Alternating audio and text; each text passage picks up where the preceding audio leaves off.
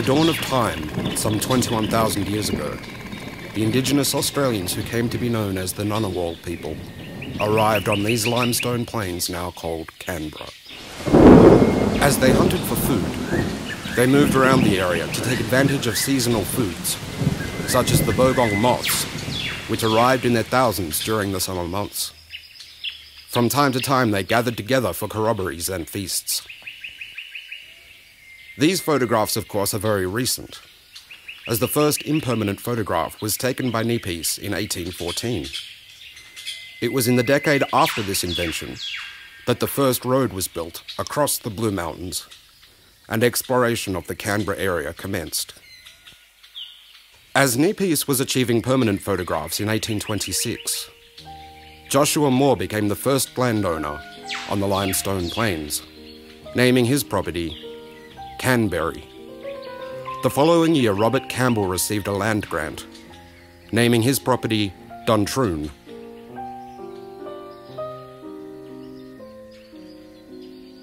The next 15 years saw rapid expansion, with further land allocated to farmers who occupied and then proceeded to develop the land. Significant building followed, with St. John's Church of England in 1845.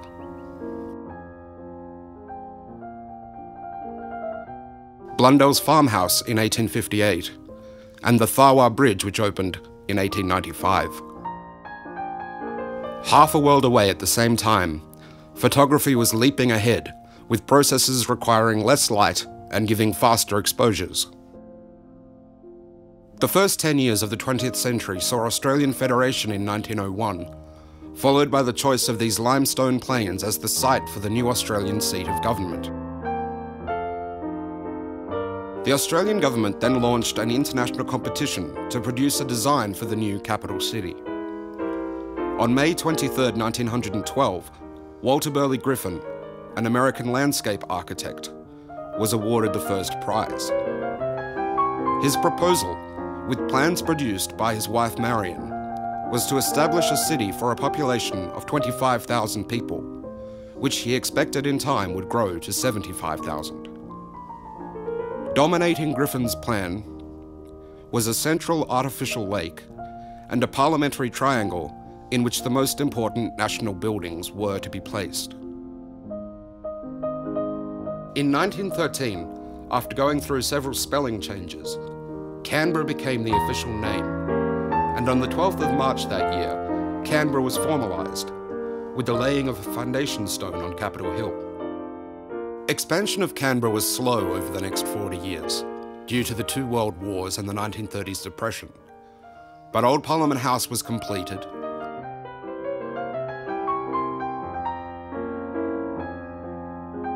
A power station and brickworks were established, and a small number of national projects completed. These included the Australian War Memorial in 1941, widely regarded as one of the most significant memorials of its type in the world.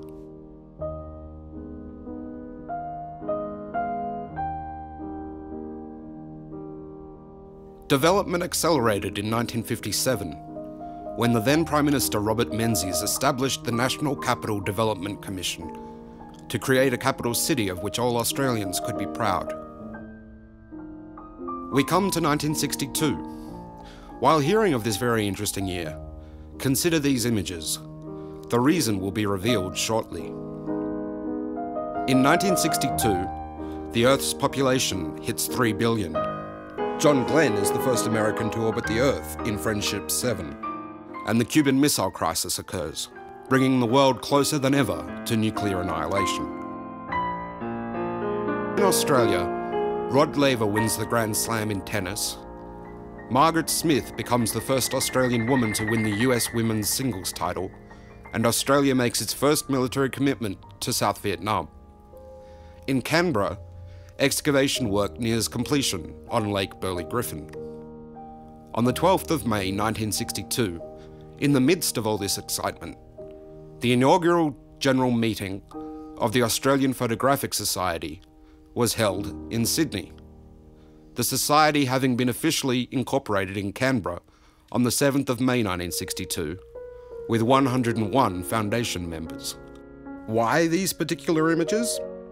They were taken by APS founding members Chris Christian and Len Leslie, both of whom lived in Canberra. Also in Canberra in 1962, the first new town, Woden, was begun 12 kilometres south of the Civic Centre.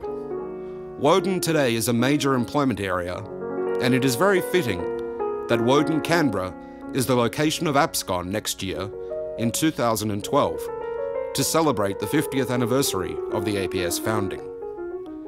The venue will be the recently expanded Southern Cross Club, with large auditoriums and an excellent bistro. The convention will have a full program of first-class talks and tours, APS and division meetings, and the opportunity for organised and informal social gatherings. Our city of Canberra, of which we are justifiably proud, blossomed, as Walter Burley Griffin predicted, into a city unlike any other city in the world. We hope you will take the opportunity of photographing its sights. The development of Canberra continued at great pace. Anzac Parade was established to commemorate the Jubilee of the Gallipoli campaign and is the location of memorials to our armed forces and the conflicts in which they have taken part. Other major projects included construction of the Royal Australian Mint, the National Library, the National Botanic Gardens, the Carillion and Captain Cook Memorial Jet,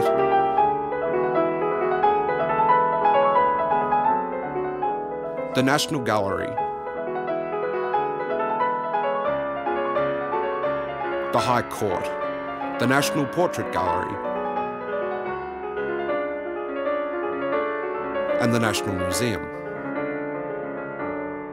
In March 1965, the Canberra Deep Space Communication Complex near the Tidbinbilla Nature Reserve was opened. This extensive complex is one of just 3 in the world, and during the Apollo program was used for tracking the lunar spacecraft. Significantly, New Parliament House was opened by Her Majesty the Queen in 1988, the year before the ACT became a self-governing territory. This is a wonderful building, of which all Australians can be proud. We will be including one of the ACT's major events in our APSCON program, Floriade, Canberra's extensive annual flower festival, a spectacular event held in Commonwealth Park. These images from past Floriades will give some idea of its scope. In addition to Floriade, photographers will find exciting work on show from the major national collections located in Canberra. These include the National Gallery, the National Portrait Gallery, the National Archives, the National Library, and the War Memorial. There will also be smaller exhibitions to see by the likes of the Canberra Photographic Society and the Australian Photographic Society.